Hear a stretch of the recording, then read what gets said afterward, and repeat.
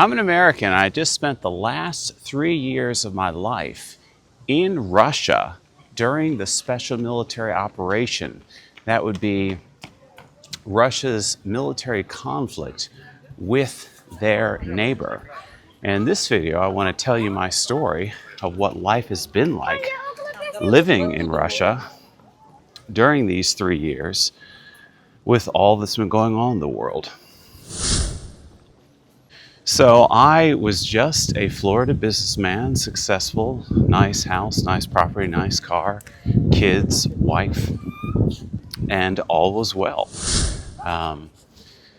But then a few years back, my wife was homesick for Russia, where she grew up, and she wanted to go back to her country.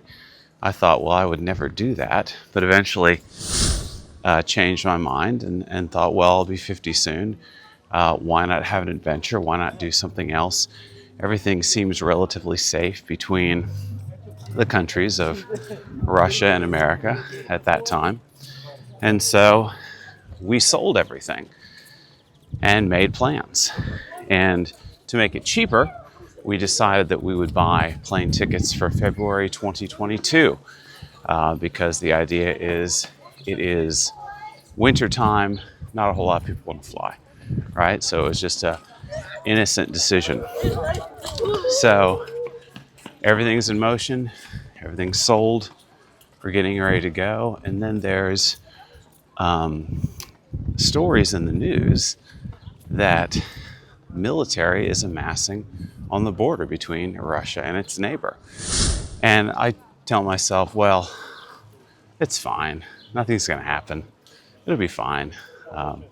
Because obviously, what can you do, right? You've already sold everything. The wheels are in motion. The train is moving. There's no turning back. And so we made the move with our 5 kids. I went from, a nice house to a good size apartment, but still, an apartment is not a home if you're used to living in America with extra space. And so we came here to live in Moscow, and then about 8 days later, in fact, exactly 8 days later, the special military operation began. And there was a hot conflict between Russia and its neighbors that is going on today. And I was scared, I was concerned, because I was thinking, what did I do? Everything was fine in Florida. And now here I am in this situation with my children, because it's not just like I'm a single guy and I made a stupid mistake. I came here with my kids. I can't speak the language. Sanctions were now going on. Getting our money back and forth was a problem. We didn't know how that was going to work out. Other Americans were leaving, like most of them. And, it went through my mind, should we, take a huge financial loss and go back? And people were even saying, run to the store and buy Parmesan cheese and olive oil before it's all gone. And we did some of that. And so, what's it been like? So all the males in Russia, they serve 1 year in the military. That is not necessarily in the conflict area. So you don't have to do that unless you choose to sign up for it. So there's billboards everywhere advertising that you can make good money and join the military, join their cause. So that's interesting. It's very interesting living in a country that has a hot border, you could say. It's like literally straight out of World War II. Nothing I thought I would ever experience as an American.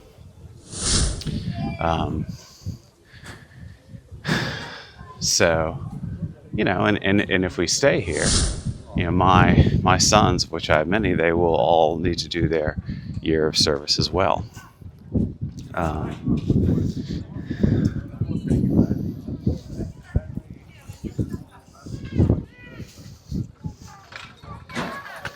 So I'm at a park here in Russia, and you can see the people. Not too different from, you know, the crowds you might see in Disney World, I would gather.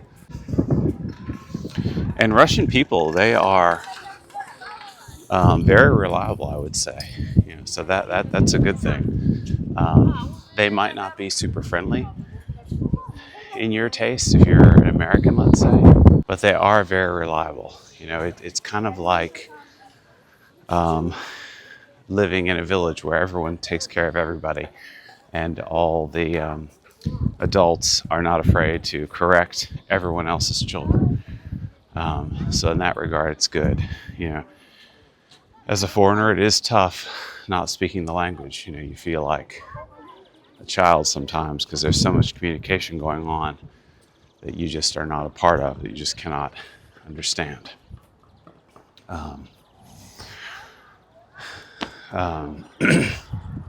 So I had a car in the US. I don't have a car here. I don't need one because I'm living in Moscow and they have a good metro system there. So that's very nice. And, you know, I just thought I would talk to the camera and recap and kind of reflect on my decision. Was it a mistake or not? And the answer is absolutely not. Not a mistake. I wouldn't have done it had I known what was going to happen, because I would have assumed the worst and I never would have come. But I'm so glad that I did. I feel like my life has true purpose and meaning, and I feel like, you know, there's good traditional family values here and love and order. So many things here that I don't have to be concerned about. Of course, it has its own problems, obviously, like any place. But safety on the street is huge. You know, my kids can go to university, the older ones, with no problem at all, no concern of, let's say, my daughter being molested. Almost no concern of, you know, any attacks from crazy people on the street. You know, you don't see people that look like they're homeless hardly ever. You don't see graffiti hardly ever. It is nothing what the West makes it out to be. And, you know, I'm so glad to be here. So it definitely was not a mistake. And today, I have come outside of Moscow to a different city because there's a big holiday coming up in Russia. I don't know if you can see that Jeep right there. That's interesting. It's called Victory Day, where they remember what you would consider World War II. And that's also very sobering and humbling and sad and special and memorable, because they still remember this event in history. You know, in America, it's like, you know, an entertaining Hollywood movie for us. But here, it's so much more, because they experienced it so intensely, so horribly. You know, so many civilians lost, soldiers lost, because it was at their doorstep. And this is one of the buildings that they've preserved as it was 80 years ago. And this building was actually a factory building, so it was built to withstand factory machine vibrations and whatnot. So as a result, it was harder to take down. And they left it here as a memory of what happened. And where I've come is the city of Volgograd, also known as Stalingrad. It was called Stalingrad 80 years ago when this horrible event happened. There are many cities, in fact all cities, celebrating Victory Day in Russia in the beginning of May. I was in Moscow for that Victory Day celebration last year, and I asked around, where would be the next best place to experience Victory Day and remember, the sacrifice of the people that lived here in this country and the Soviet Union at that time. And I was told that Volgograd, this city, was the city to see. And we are at the Volga River, which is in front of me here.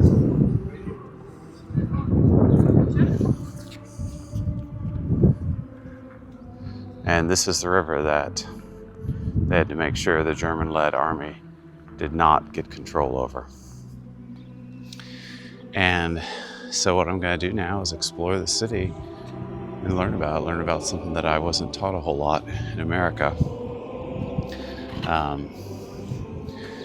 And make a few videos here in English and hopefully show the West what Russia's really like.